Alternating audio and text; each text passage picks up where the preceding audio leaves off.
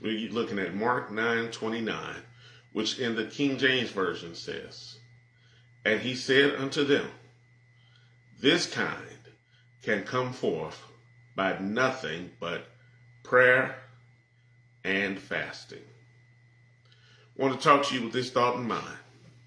When it won't go away. When it won't go away. In the movie Jason's Lyric, there's a street preacher played by Wayne DeHart. He gives two sermonettes, if you will, in this movie. One of them is love, and I'll just say the other one is it. You see in the movie, you know what I'm talking about. In the it sermon, quote unquote it, he says, "Let me tell you about it. They got it in the world. It that travel and it stick to you and it grows in your mind. It grows in your mind and your soul. They got it like that. It won't let you forget. It that will clog up your mind and make everything nasty. It that won't let you. It won't let you. You can't wipe it away. You can't rub it away. You can't scrub it away." Walk with me, talk with me, as I tell you what to do when it won't go away. In this 9th chapter of Mark, beginning out the chapter, Jesus on the Mount of Transfiguration. He goes to the Mount of Transfiguration. He takes with him Peter, James, and John. You all know the story of what happened on Mount of Transfiguration. Not for the sake of time, I'm not going to go deep into it. But he goes up there. Jesus is preparing. He's preparing for the next step in his ministry. He's preparing as he heads toward the cross. And so they're up there with him. They witness the things that go on. And on their way back down, as they're coming back down the mountain, Jesus, Peter, James, and John, as the four of them meet up with the other disciples, Jesus noticed a big crowd around the disciples and a heated discussion going on between the disciples and the scribes. So Jesus asked, "Hey, what's going on here? What we got going on? What's up?" One of the scribes told Jesus that he brought his demon-possessed son to the disciples, but they were not able to cast out the demon. This is something apparently they know that the disciples have been trained to do. This is something they know that they've seen disciples doing. They know this is something that Jesus taught the disciples how to do, but for some reason they were not able to do their job. Parenthetical right off the head. What do you do when the church ain't doing its job? Woo! What do you do when the one that you is supposed to be able to take care of your problems ain't taking care of it? Woo! Take it to Jesus. This man described to Jesus what the demon does to his son as Jesus was rebuking the disciples. Jesus is getting background. He's getting history. And he's learning what this demon does. Jesus asks, "How long has this been going on?" The man said, "Oh, since he's a little kid. He was a young child." The man then asked Jesus help and say, "Jesus, whatever you can do, please help me." He didn't ask for the son to be healed by Jesus. He didn't ask for him to take the demon out like he did the disciples. He said, "Whatever you can do." He's discouraged now because he thought the one was supposed to help him. So he's discouraged. And then we get like that when the church fails us, quote unquote, when our friends and family fail us, we start to wonder who can really help. And when we get to the Lord and we say, "Lord, whatever you can do. Whatever you can do, Lord, I just give up. Whatever." That's how the man was. He was like us. He gave up, just whatever. Jesus said, "Hey, you got to believe, man. You got to have faith in what it is that you want to have done." Man said, "Well, make me a believer." Jesus didn't disappoint. Jesus did not disappoint. And then when the disciples got Jesus alone, they asked, what did we do wrong? Why didn't the demon come out the man? Jesus' reply was, this kind can come forth by nothing but prayer and fasting. This kind. The Greek word there for kind is genos. Genos. That's where we get the Latin word genus. Genus. You may not remember the word genus from biology class. So in case you forgot, genus is one of the categories in the taxonomical hierarchy. You might not remember what that is. Domain, kingdom, phylum, class, order, genus, species. How we know what something is. Oftentimes it's presented as a triangle, the hierarchy, with genus and species being at the bottom, because you work your way down and you're gathering information. What domain does it fall into? Jesus knew what domain this demon came from. What kingdom does it fall under? What phylum? What class? What order? This is information. What does it do? That by the time you get to the genus, you know what kind it is and you know how to deal with it. That's why Jesus, when the woman wanted the demon cast out of her son, Jesus asked, he said, what is your name? He wanted to know, get information. Who are you? What are you? He said, I am Legion. So Jesus knew he was gathering information. He was getting to the base to find out what it is, and in order to deal with it accordingly.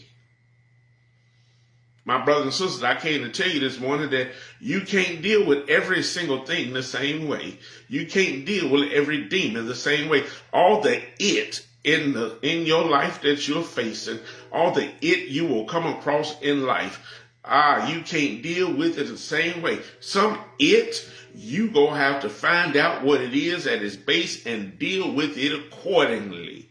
All the children you bear ain't gonna be the same. Every problem you face ain't gonna be the same. Every situation you get into ain't gonna be the same. You got to find out what it is and deal with it accordingly. Let me help you out. Let's say you're facing financial distress. Somebody is. You got to find out what it is that's causing this financial distress. Is it that you have bad spending habits? Is it that you have poor money management? Is it that you make bad decisions on what to do with your money? You don't think about what might be, what could be, what can be, what all need to be done. You're just impulsive. Maybe you need to make more money. Maybe that's the problem. You need to make more money. Maybe you're living above your means. Whatever it is, you need to find out what it is, why you're having this problem. What is the genus, and deal with it accordingly. You can't figure it out when it comes to dating, relationships, and marriage. You can't figure out what you did wrong. Just like the disciples in our text. You can't figure out what you did wrong. You know something didn't go right, but you don't know what it is. So, well, let me help you out.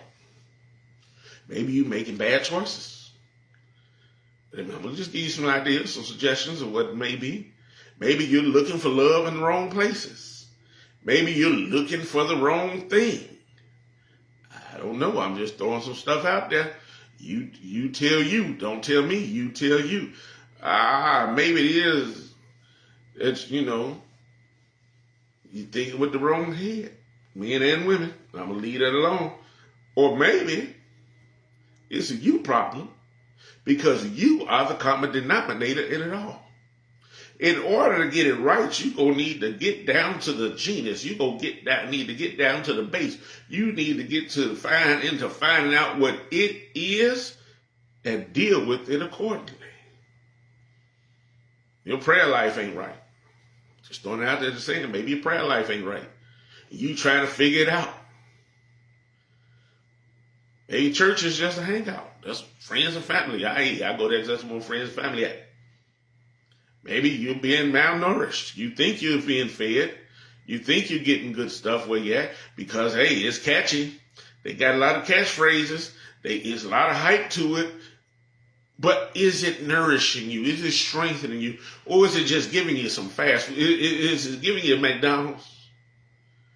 Not just something catchy to get you, tide you over, as they say.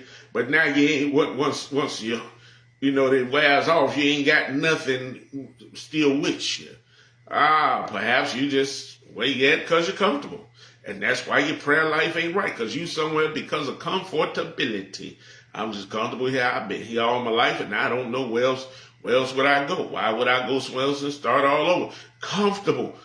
Maybe you somewhere because it's just a popular place to be. Or maybe you just following a popular preacher. Oh, I'm going to say that again. Maybe you just following a popular preacher instead of following the popular Lord. I'm going to leave that alone.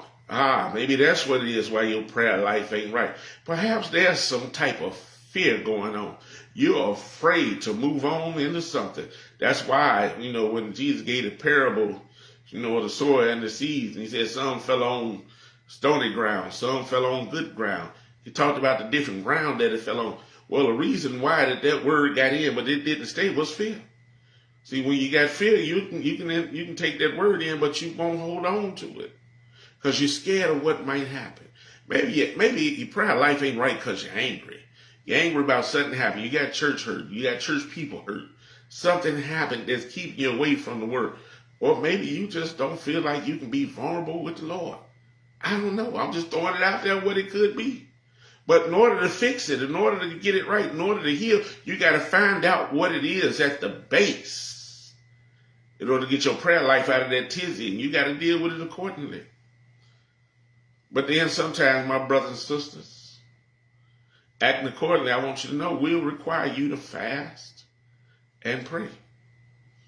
Jesus said this kind comes but by prayer and fasting.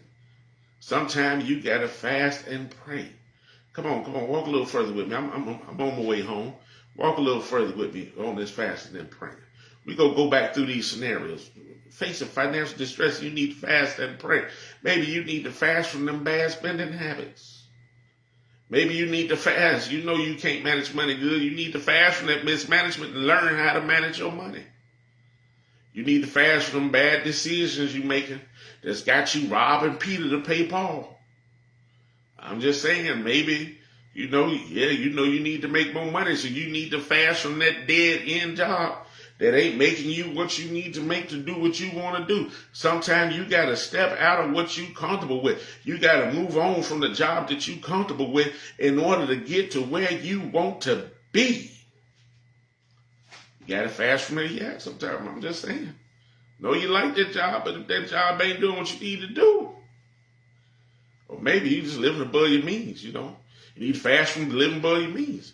Live within what you can do. Don't try to impress nobody. Stop trying to be like the Joneses, because that ain't going to help you. I ain't saying be cheap like Ocho Cinco and wear the same clothes all week long, when you're on vacation. But if you look at 30 for 30 on Bo Jackson, Bo say, hey, I know the house I grew up in and how many of us were there. So he say, yeah, I made millions as an athlete. He said, but right now, me and my wife in a 2-bedroom cottage. We got 2 bedrooms just in case a guest comes over.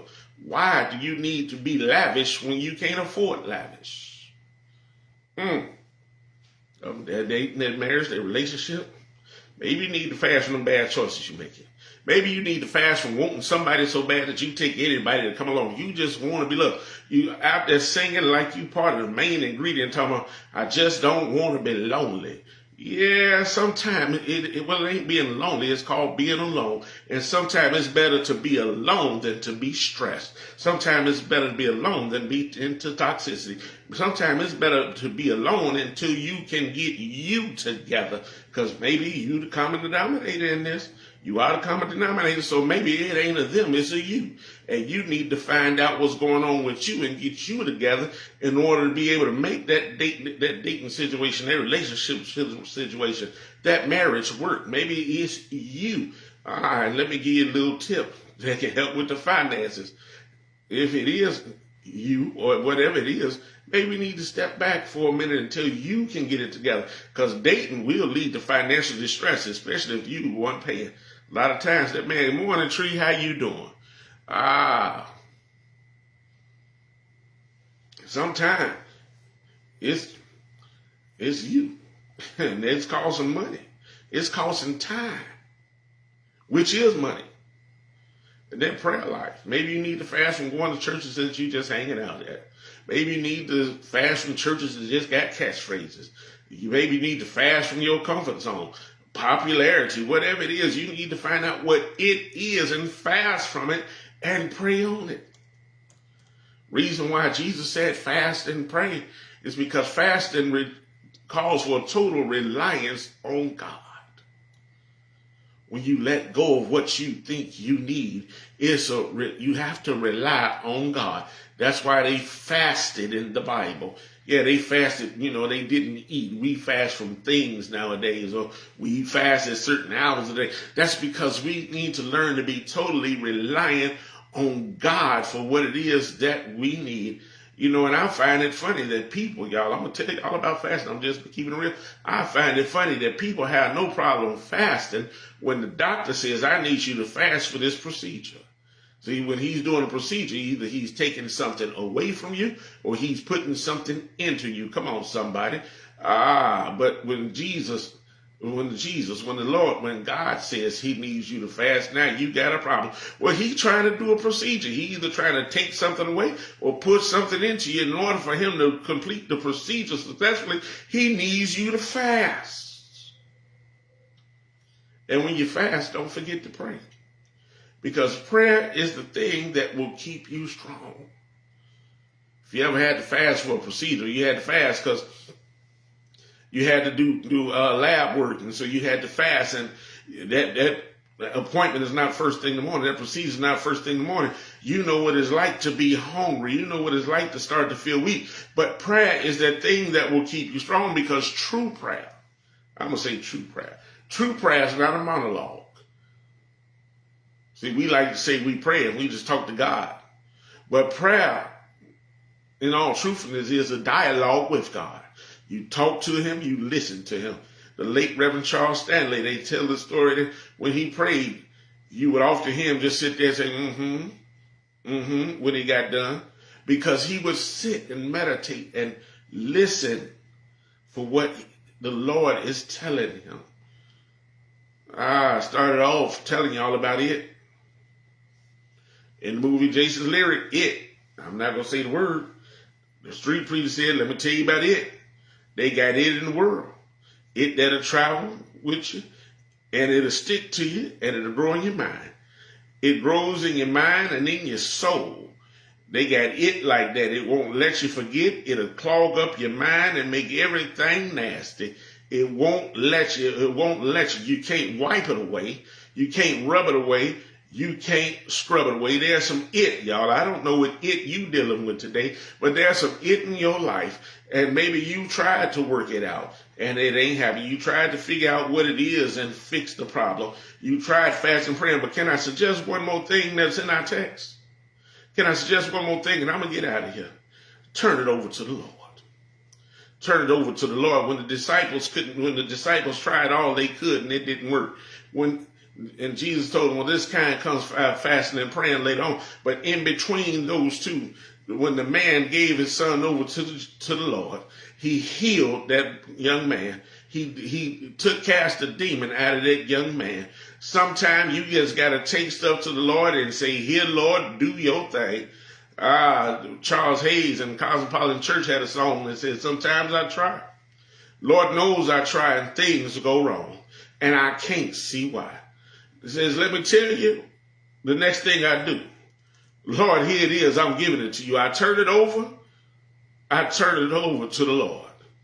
When it gets too tough for me, I just turn it over to Jesus. When my way seems dark and I can't see, I just turn it over to the Lord. Lord, you take it. I can't make it. Just turn it over to the Lord. He said, I just let him handle it. I turn it over to Jesus. Yes, Cosmopolitan had another song that they sang. Said, I put it all in his hands. All of my burdens and problems. If I have a question, I put it all in his hands. Whatever the problem, I know that he can solve it. I put it all in his hands. This and that. I put it all in his hands. He can handle it. It's a fact. I put it all in his hands. No matter how great or small, he's the master of it all. I put it all in his hands. Oh, I came to tell somebody today, when it won't go away, put it all in Jesus' hands.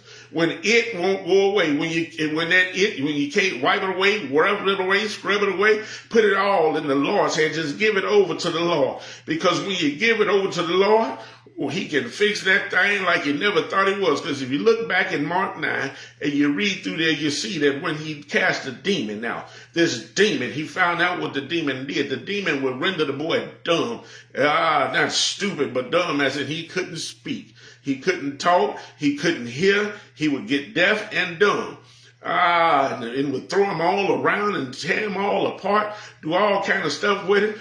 But Jesus went and cast that demon out. When he cast him out, the boy fell dead. They looked and said, oh, Lord, now he's dead. Jesus got the demon out, but now the boy dead. Well, I came to tell you this morning, if you read on down to the next verse, you'll see that Jesus got him up. Yeah, you facing some it, but if you give it to the Lord, he'll get rid of it. But not only will he get rid of it, but you'll think you're in a dead situation now because you ain't got that it that was keeping you going. That it was your life. Well, that it ain't what you need, and Jesus will get it out of your life. He'll make that it go away. He'll wipe that it away. He'll wipe it away better than Charmin will.